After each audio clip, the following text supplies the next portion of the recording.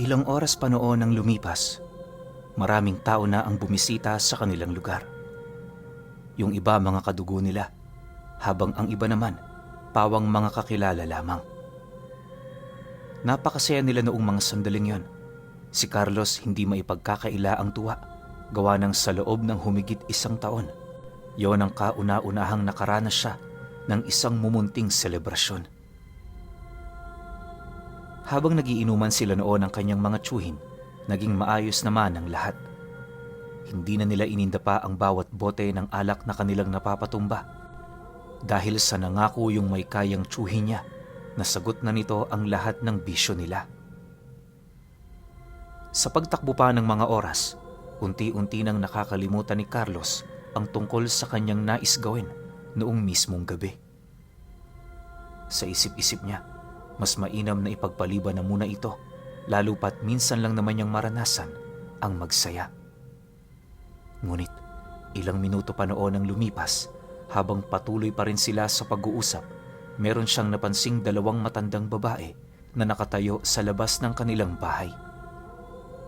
Ang isa sa mga ito lumuluha ng dugo, habang ang isa naman merong dalang kandila na may kulay itim na siga. Matapos naman yung masipat ni Carlos, agad naman siyang tumayo, hawak-hawak ang mutya ng salsagan sa kaliwa niyang kamay.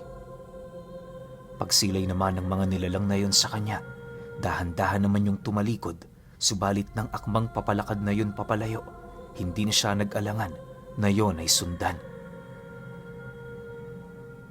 Sa pagdating naman niya sa kinaroroonan nito, agad naman siyang humarang sa daan habang seryosong nagtatanong sa 2 nilalang ng, "Sino ang pinagmamasdan niyo sa bahay ko?" Matapos naman niyang makapagsalita, sinabayan niya yon ng paninindak na siyang naging sanhi upang maramdaman ng mga ito ang kanyang karga sa katawan. Dahil sa ipinamalas niya, wala nang nagawa ang 2 kundi ilahad ang mga sikreto nila. Ayon sa mga nilalang na yon, pinapamanmanan sa kanila ang tatay niya. May kasalanan kasi yon na merong kaugnayan sa pera. Dagdag pa nito na hindi naman sila ang papatay dito, bagkus ay tagapagmasid lamang sila. Pagtatapat pa ng 2, mga pangkaraniwang utusan lamang sila na nahahanay sa pamilya ng mga wakwak. Nang marinig naman ni Carlos ang sinabi nito, mariin naman niya yung pinabulaanan sa kadahilan ng hindi niya mawari kung totoo ba yon o pawang kasinungalingan lang. Yung kanyang mga nakita kasi kanina, nasisiguro niya hindi yun basta-bastang magagawa ng mga pangkaraniwang aswang. Sa pagpapatuloy ng kanilang pag-uusap, maya't maya naman siya noong napasilay sa kanyang mga tiyuhin dahil sa paulit-ulit nitong pagtawag sa kanya. Nang hindi na niya maatim ang ginagawa ng mga ito, napilitan na lamang siyang abisuhan ng 2 na bumalik sa mga susunod na gabi. Dagdag pa niya na hindi rin yun makakatakas, gawa ng kanina pa niya yung nabauna ng marka sa mga bumpunan nila. "Sundin niyo lang ang mga sinasabi ko. Walang mangyayaring masama sa inyo. Huwag niyo nang subukan pang tumakas. Kayo lang din naman ang malalagay sa peligro." Seryosong wika ni Carlos sa mga nilalang na yon. Nang marinig naman ng mga ito ang kanyang sinabi, mabilis naman yung naglakad papalayo. Sa pagkawala ng mga ito, sakto naman ang pagdating ng kanyang ama sa kinaroroonan niya para yayain na siya na bumalik sa pwesto niya. Dahil sa sinabi nito, wala namang nagawa noon si Carlos kundi ang sumang-ayon. Pansamantala, kinalimutan niya na muna ang mga nangyari para naman kahit papaano hindi masira ang gabi niya. Ilang oras pa ang lumipas, sumapit na nga ang hating gabi. Karamihan sa kanilang mga kababaryo, tulog na, habang sila naman patuloy pa rin sa pagkakasiya. Yung iba sa mga tiyuhin niya, pumasok na sa kanilang tahanan habang ang iba naman nanatili pa ring umiinom kasama nila. Habang langung-lango na sa alak ang mga ito, si Carlos naman, nanatili pa rin sa kanyang wisyo. Di siya basta-bastang tinatabla ng alak, buhat sa mula noong nag-edad siya ng 15 anyos, sanay na siyang uminom. Hindi naglaon nang sumuko na ang lahat ng tiyuhin niya. Doon na nagpasya ang kanyang ama na tapusin na ang kanilang pagsasaya. Ayon dito, mas mainam na ipagpabukas na lamang nila ang mga tirang alak, lalo pat wala nang maglalakas ng loob para uminom pa. Matapos naman yung marinig ni Carlos, dali-dali naman niyang ipinasok ang lahat ng ginamit nila sa inuman. Hinugasan na rin niya ang mga ito para naman kahit papaano, wala na siyang trabaho kinabukasan. Sa paglipas ng gabing yon, naging maayos naman ang lahat. Kinaumagahan paggising ng mga tiyuhin niya, paisa-isa naman yung nagpaalam para umuwi na. Sa pag-alis ng mga ito, agad namang humanap ng pagkakataon si Carlos para kausapin ang kanyang ama. Pagtungtong ng 9:00, nasipat naman niya yung nagbibilad ng mga panggatong nila. Pagsilay naman niyang wala yung kasama, dali-dali naman niya yung nilapitan habang mahinahon doong nagwiwika ng, "Tay, kagabi, meron nakapagsabi sa akin may utang kayo. Ilang buwan niyo na ho ba yung hindi nababayaran? Pansin ko kasi na yung babaeng pinaniningil ng pagkakautang mo, parang ilang beses nang pabalik-balik dito. Tsaka medyo nakakainsulto lang kasi sa kasagsagan ng pista. Yun pa rin ang iniisip nila."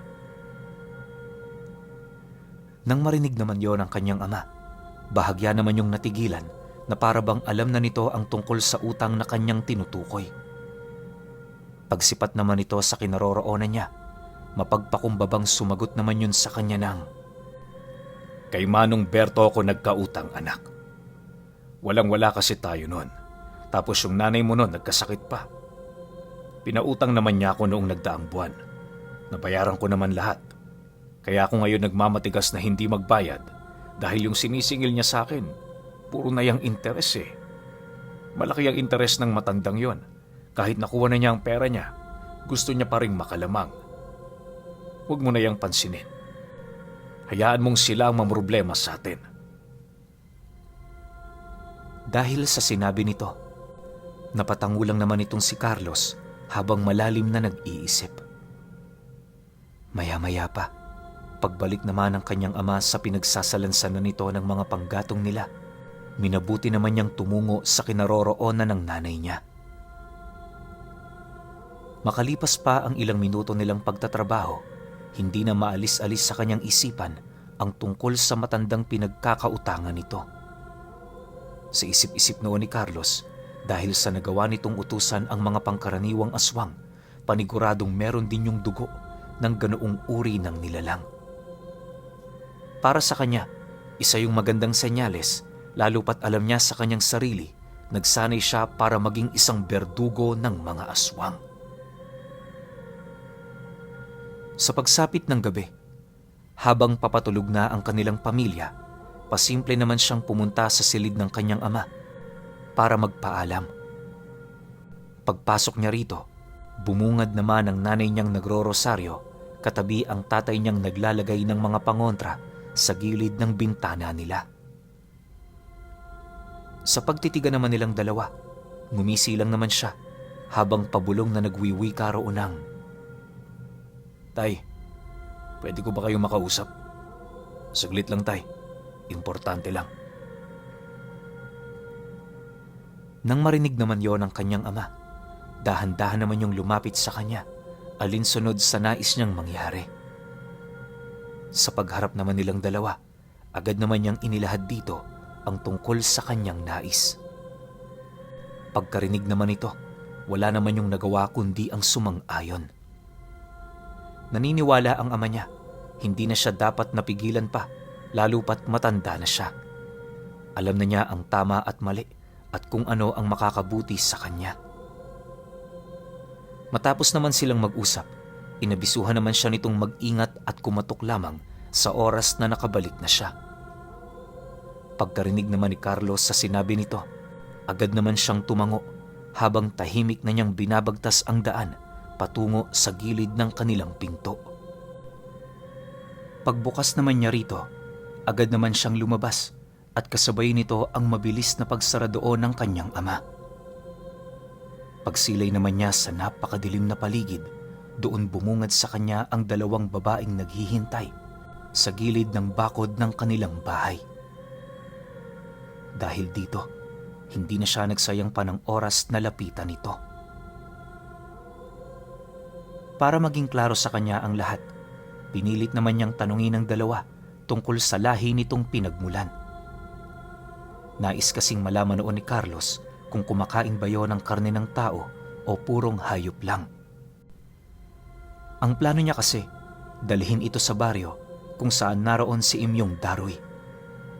Naniniwala siya na sa lugar na yon magiging kapaki-pakinabang ang dalawa. Pagkarinig naman niya na kumakain yon ng karne ng tao, hindi na siya nag-alangan pang sabihin ang tungkol sa kinaroroonan ng kanyang maestro. Sa ayaw at sa gusto nito, tutungo sila sa lugar na yon alinsunod sa kanyang nais mangyari. Dagdag pa niya na wala din yung pagpipilian maliban sa sumunod lamang. Kapag kasi nagmatigas pa ang dalawa, ipinapangako niya sa mga ito, hindi na yon aabutan ng umaga. Nang marinig naman ng mga ito ang kanyang abiso, pilit naman yung nagmakaawa sa kanya sa kadahilan ng matagal nang alam ng mga ito kung gaano kalupit ang maestro niya. Ngunit sa kasamaang palad, kahit lumuha pa man yon ng dugo, wala siya doong nararamdamang awa. Para kay Carlos, nararapat lamang sa mga ganoong uri ng nilalang na mapabilang sa poder ng kanyang maestro buhat sa mga karumal-dumal na bagay na ginawa ng mga ito. Hindi rin siya kumbinsido na hindi pa yon nakakatikim ng karne ng tao gawa ng ilang dekada na yung nabubuhay bilang mga aswang. Makalipas pa ang ilang minuto, walang pagdadalawang isip naman niyang tinalian ang mga kamay nito habang nagwiwika roon ng, "Tapos na ang trabaho ninyo. Bago sumapit ang hating gabi, dapat marating nyo na ang baryo ni Maestro Imyong. Siya ang may kakayahang kumalas ng lubid na yan. Kapag hindi niya naalis sa inyong mga kamay, bago sumapit ang bukang liwayway, tutupukin kayo ng araw." Nang marinig naman ito ng dalawa, nag-aangil lang naman yung lumayo sa kanya. Sa pagbalik ng katahimikan sa paligid, agad namang sinundan ni Carlos ang espiritual na lubid na nagdudugtong sa kanyang katawan at sa presensya ng nilalang na kanyang hinahanap. Sa lahat ng kanyang natutunang abilidad, yon ang pinaka-espesyal sa lahat. Dahil kasi sa ganoon niyang kakayahan, hindi na mahirap para sa kanya na makatunto ng kalaban. Ayon kay Carlos, bawat aswang merong iba't ibang kulay ng lubid na nagsisimbolo sa kanilang mga kaluluwa at kapangyarihan. Pula para sa gabunan, itim para sa mga abwak, dilaw para sa mga wakwak, at kulay puti naman para sa mga balbal. Yung ibang mga aswang naman na pawang alipin lamang, kagaya ng mga sigbin at iba pang mga nilalang, nagtatangan ng kulay dilaw na lubid na mas maliit kumpara sa karamihan. Yon ang nagiging basihan ni Carlos kung karapat dapat niya bang patayin ang natunugan niyang nilalang. Sa pagpapatuloy ng kanyang paglalakad, unti-unti na niyang napapansin ang pagkulay pula ng lubid. Hindi naglaon nang marating na niya ang dulong parte ng baryo, matyaga naman niyang sinundan ng lubid hanggang sa marating na niya ang sumunod na baryong di kalayuan sa lugar nila. Pagdating niya roon, agad naman niyang nasilayan ang isang bahay kung saan nagmumula ang lubid na kanyang sinusundan. Dahil dito, napangisi lang naman siya, hudyat na malapit na ang kasiyahang hinahanap niya. Pagtungtong naman niya sa sentro ng baryo, dahan-dahan naman niyang nilapitan ang bahay nito.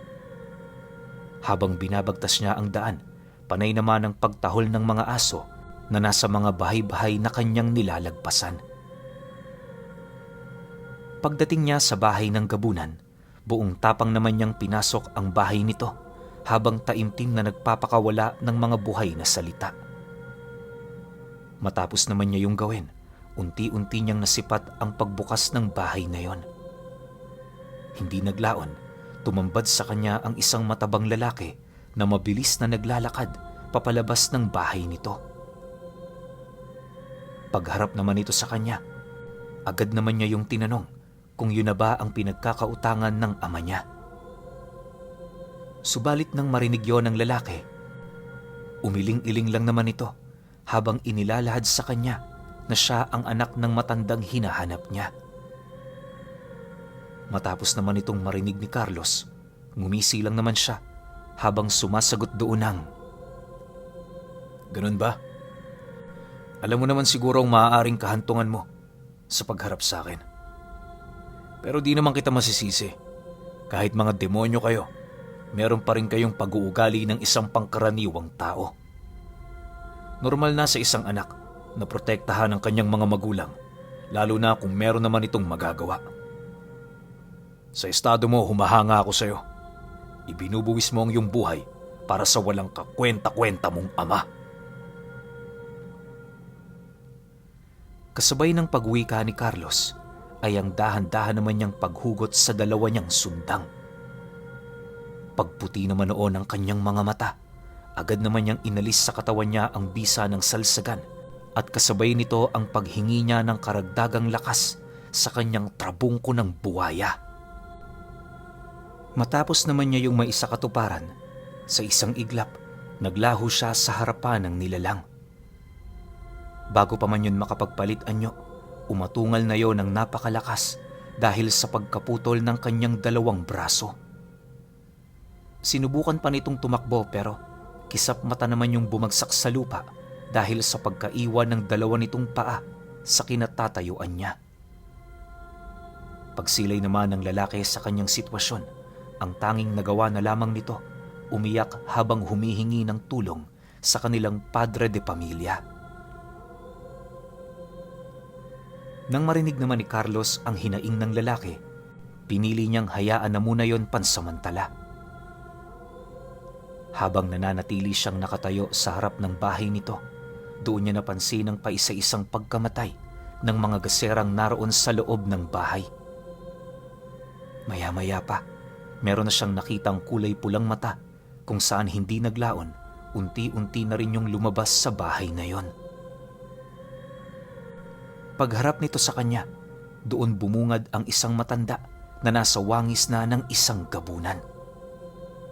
Paglalarawan ni Carlos sa nilalang, meron yung dalawang mahabang braso na may mahahaba namang mga daliri at kuko. Kulukulubot din ang balat ng nilalang na yon, ngunit nasisiguro niya hindi pangkaraniwan ang liksi nito. Dagdag pa ni Carlos na punong-puno din yon ng balahibo sa katawan na siya namang nagsisilbi nitong baluti sa oras na inaatake niya yon gamit ang dalawa niyang sundang. Bagaman walang pakpak ang matanda, hindi naman niya maipagkakaila ang lakas ng presensya nito. Ayon nga kay Carlos na kung nagkataong pangkaraniwang antingero lang siya noon, paniguradong siya ang unang mamamatay sa duelo nilang dalawa. Matapos naman niyang masipat ang anyo nito, agad naman siyang naglaho sa kanyang kinatatayuan. Subalit bago pa man niya yun maundaya ng saksak, nagawa na nitong makalayo. Pagsilay naman niyang nasa bubong na yon ng bahay, bigla naman niya yung narinig na humalakhak habang inilalahad sa kanya ang tungkol sa nadiskubre nito ukol sa abilidad niya. Ayon sa nilalang na, hindi magagamit ni Carlos ang kanyang abilidad sa oras na malayo sa kanya ang kanyang kalaban. Dagdag pa nito na, tanging ang mangmang na nilalang lamang ang mahuhulog sa ganoon niyang taktika. Nang marinig naman niya ang sinabi nito, napangisi lang naman siya habang inilalahad sa nilalang na yon na nagkakamali yon ng hinala. Sa isang iglap, mabilis naman siyang naglaho sa harapan ng nilalang at kasabay nito ang parang kabuti niyang paglitaw sa tabi nito. Walang sabi-sabi, agad naman niya yung pinutulan ng braso habang nakangising sumasagot doon ng, Kapag nasa ganito akong estado, walang limitasyon ang layo ko sa aking biktima. Kahit nasa kabilang ibayo ka pa, hanggat ikaw ang aking pakay, mamamatay at mamamatay ka sa aking mga kamay. Dahil sa kanyang sinabi, tila bang natulala ang gabunan buhat sa mga bagay na kanyang nalaman. Pagsilay naman itong uundayan na siya ng taga sa ulo ni Carlos, mabilis naman yung kumaripas ng takbo papalayo. Subalit, bago pa man siya makarating sa lugar na dapat niyang puntahan, pansin na pansin niya ang pagsunod nito sa kanya. Kahit anong bilis na ng gabunang yon, tila bang malabo pa rin para sa kanya na matakasan itong si Carlos. Sa loob ng 15 minuto nilang paghahabulan, ang tanging nagawa lamang nito, tumakbo para sa sarili nitong buhay. Ni hindi nga nito nagawa pang makipaglaban sa kanya dahil sa wala naman yung kakayahan na siya ay masilayan. Maya-maya pa, nang makaramdam na ng matinding pagod ang gabunan, unti-unti na ring bumabagal ang paggalaw nito. Si Carlos noon, parang hindi man lang nakakaramdam ng pagod, buhat sa trabungko ng buwayang kanyang tinatangan. Nang mapagtanto naman niyang tama na ang panlalaro, walang habas naman niya yung inundaya ng taga hanggang sa dumating ang puntong kumalas na ang buong galamay nito. Sa pagbagsak ng gabunan sa lupa, parang hayop naman niya yung kinaladkad patungo sa anak nitong nagpupumilit lumayo sa lugar na yon. Nang maipagtabi na niya ang dalawa, doon na niya inilahad sa gabunan ang galit niya. Ayon sa kanya, hindi niya pinahihintulutan ang sinuman na basta na lamang pagbalakan ang buhay ng kanyang mga magulang. Maaaring isa siyang walang kwentang anak, pero kagaya ng karamihan, taus-puso din ang kanyang pagmamahal sa kanyang magulang. Dagdag pa niya na, sapat na ang kanyang mga nalaman para patawan ang dalawa ng parusang kamatayan. Matapos naman yung marinig ng matanda, agad naman yung nagmakaawa sa kanya. Ngunit kahit anong gawin nito, tila bang ang kausap nito, isang antingerong may halang na kaluluwa. Ni katiting na awa wala yung nakita sa pagmumukha ni Carlos. Pagkaraan pa ng ilang minuto, buong puwersa naman niyang tinaga ang ulo ng anak nito na siyang naging sanhi ng mabilisan nitong pagkamatay. Dahil sa ginawa noon ni Carlos, pilit namang sumigaw ang gabunan habang paulit-ulit siya nitong sinusumpa. Hindi naglaon nang mapansin niyang binabalot na ng dugo ang bangkay ng anak nito. Agad naman niyang hinawakan ang ulo ng gabunan sabay gilit sa leeg nito. Dahan-dahan niya lang yung ginawa kung saan nagdulot naman yon ng pambihirang sakit sa nilalang. Maya-maya pa, pagsagad ng talim ng kanyang itak sa gulugod nito, napilitan na siyang pugutan yon ng ulo. Pagkalas naman ng ulo ng nilalang na yon sa katawan nito, agad naman niya yung tinapon sa bubong ng bahay. Sa pagbalik ng katahimikan sa paligid, minabuti naman ni Carlos na bumalik na sa kanilang baryo. Habang binabagtas niya ang daan, tila bang wala man lang siyang pinagdaanan. Nang marating na niya ang bahay nila, mahinahon naman siya doong kumatok kung saan agad naman siyang pinagbuksan ng kanyang ama. Sa pagpapatuloy ng kwento, magaganap na ang paglisa ni Carlos sa lugar na kanyang pinanggalingan. Yun na rin ang naging kabanata sa buhay niya kung saan nakilala siya bilang isang berdugong manlalakbay. Okay. Sorry, gusto ko mag-sorry sa inyong lahat, no? Itong episode 3, hindi pala siya finale. Ang ginawa pala nung nagsisend nitong kwento na to, sinimula niya sa episode 1. So, meron na tayong nauna, di ba? Hindi niya kinonsider yon. So, ngayon, meron 3 eps to. Ito yung pangalawa, tapos may isa pa yung finale. Siguro bukas na natin lalapag yon. Siguro pwedeng bukas ng 6, no? Para marami ring makakinig, tsaka maraming makasunod. Huwag nyo nang ipunin kasi 4 episodes lang to eh. Kaya pahintayin na lang ako sa finale. Malamang sa malamang, alam ko lahat kayo curious kung paano siya binansagang berdugong manlalakbay, di ba? So, pahintayin na lang ako. Salamat.